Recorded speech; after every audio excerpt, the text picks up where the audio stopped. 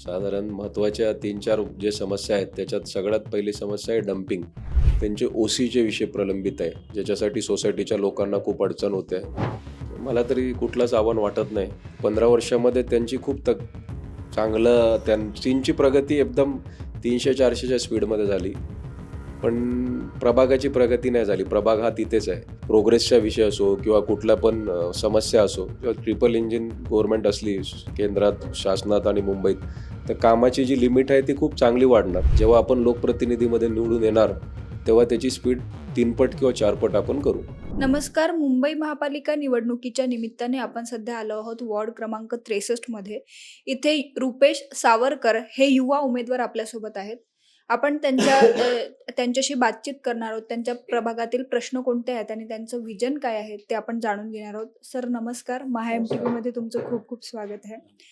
एक युवा उमेदवार म्हणून तुम्ही राजकारणात पुढे येत आहेत. भाजपने तुम्हाला अधिकृत उमेदवारी दिली आहे. काय भावना आहेत? सर्वात पहिले तर मी आमचे भारतीय जनता पार्टीचे वरिष्ठ सगळ्यांचे आभार मानतो. माननीय मुख्यमंत्री देवेंद्र फडणवीस साहेबांचे आभार मानतो, की त्यांनी मला संधी दिली. त्यांनी दिलेली संधीचं मी नक्कीच सुवर्ण करणार.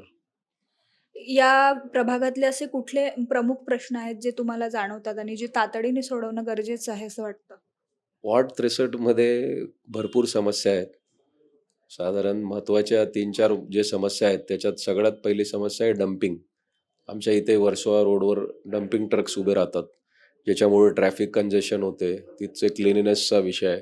तो एक मेजर विषय आहे, जो मी निवडून आल्यानंतर सगळ्यात पहिले प्राधान्यात काम करणार आहे. दुसरा, इकडचे सगळे जे बिल्डिंग्स आहेत, जे नवीन झालेले आहेत, ते पण साधारण 15-20च्या वर आहेत. छोट्या बघायला गेलो तर 30 एक वगैरे असतील. त्यांचे ओसीचे विषय प्रलंबित आहे, ज्याच्यासाठी सोसायटीच्या लोकांना खूप अडचण होते. तर मी ओसी पण आपण करणार आहे. ओसीसाठी त्यांना मदत करणार आहे. त्याच्यानंतर तिसरा विषय जो आहे, तो आहे वॉटर लॉगिंगचा.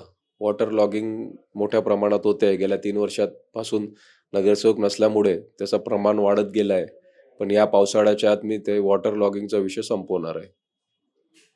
यापूर्वी इथला कुठला असा प्रश्न आहे जो तुम्ही तातडीनं मार्गी लावला आहात?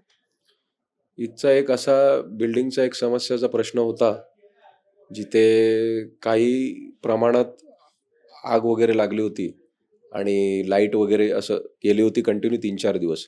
तर ते सूज होत नव्हतं. पण आपण ते मार्गी लावून ताबडतोब त्यांना प्रत्येक गोष्टीचं सुधारणा करण्यात आणि इलेक्ट्रिसिटी परत आणण्यात मदत केली.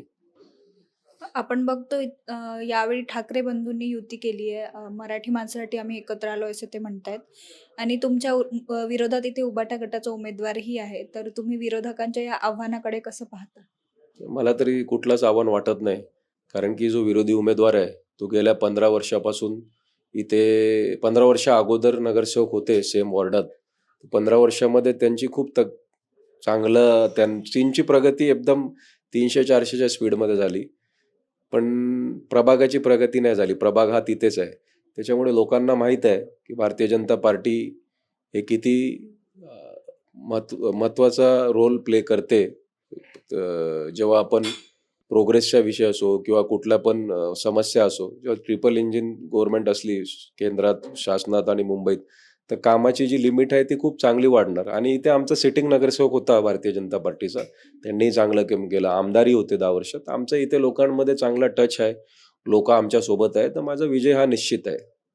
एक युवा उमेदवार म्हणून तुम्ही पुढे येत आहेत. तर युवकांचे कोणते असे प्रश्न आहेत जे तुम्ही मार्गी लावणार आहात? म्हणजे मी 13 वर्षापासून कार्यरत आहे, पण तरुण 30 वयाच्या 30व्या वर्षी मला उमेदवारी दिली. आणि मी तरुण असल्यामुळे मला तरुणांच्या खूप समस्याबद्दल माहिती आहे. सगळ्यात मोठं आमच्या इथे बघा मॅडम, 80-90% हाय प्रोफाईल एरिया आहे. 20% स्लम पट्टा आहे. तर ते जॉब्सचे रिगार्डिंग जे विषय आहेत, ऑलरेडी मी 2-3 वेळा जॉब फेअर कॅम्प वगैरे घेतले आहेत. आणि ताबडतोब आपण आत्तापर्यंत गेल्या 1.5-2 वर्षात 250 ते 300 लोकांना वेगवेगळ्या प्रायव्हेट जॉब्समध्ये काम लावण्यासाठी मदत केली आहे. जेव्हा आपण लोकप्रतिनिधीमध्ये निवडून येणार, तेव्हा त्याची स्पीड 3 पट किंवा 4 पट आपण करू. तुम्ही प्रचारानिमित्त वॉर्डमध्ये फिरत आहात. तर जनतेचा कसा प्रतिसाद दिसतोय? खूप छान प्रतिसाद आहे. लोकं वाट बघतात आणि केलेल्या कामाची पोचपावती पण देतात. पार्टीने जे गेल्या 10-12 वर्षात इथे काम केलं आहे आणि आपल्या समस्या पण सांगतात. जेव्हा समस्या असा विषय आहे, की आपण रोज गेलो तर रोज काही ना काही लोकं सांगणारच. आणि आपण ते सॉल्व्ह करणारच. त्याच्यात काही अडचण नाही. पण लोकांचा प्रतिसाद खूप छान आहे.